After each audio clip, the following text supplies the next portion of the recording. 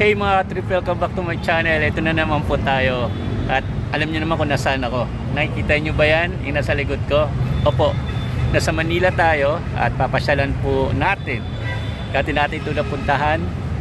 At after many years ay nagbabalik muli ang ganda ng Maynila. So pasyalan natin kung ano na ang itsura ng mga parke dito sa Manila since may bago ng administrasyon sa pamumuno ng bagong mayor. So let's get it on. Tingnan natin kung ano yung improvement, kung ano yung mga changes dito sa Manila City. Pero bago po yan, kung bago ka pa lang sa channel ko, so please subscribe na, i-click mo yung bell na yan para i-inform ka ni YouTube sa mga latest video vlog na pinopost ko. Paki-like, share, comment lang, and of course do not skip ads.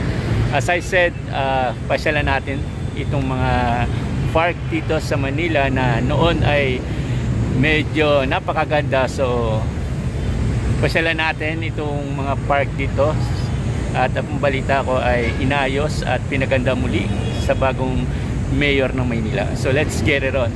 Pero bago po yan, intro muna tayo mga ka-trip.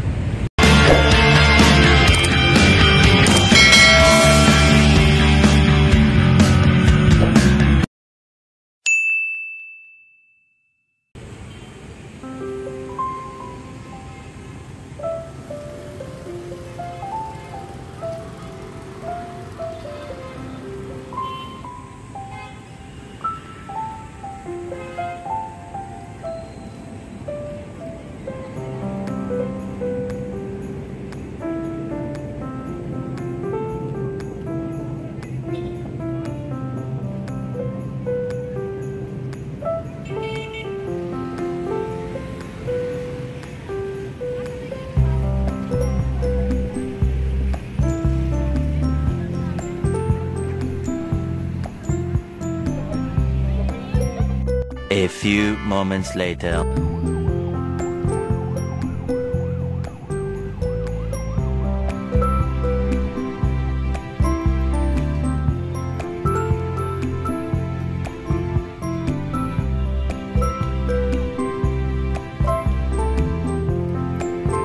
Muli natin papasyalan ito mga ka-trip. Itong park na to na malapit dito sa SM Manila at saka sa school ng University of Manila. So pinapaayos at pinapaganda muli ang pagbabalik ng ganda ng Maynila sa bagong mayor ng Maynila. So here we go.